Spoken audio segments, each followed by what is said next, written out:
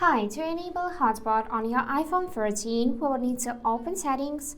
Here, make sure that the cellular data is enabled. And after that, go in the personal hotspot. So, firstly, we can change its password. Here, you can just type in something else, but notice that the password must contain at least 8 characters.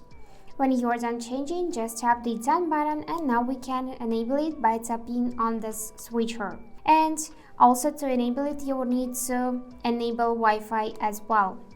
Also, you can tap here on the maximize compatibility, so internet performance may be reduced for devices connected to your hotspot when turned on. And now, to connect other device to our phone's network, we'll need to simply open settings on the other device, go in the Wi-Fi, enable it by tapping on the switcher.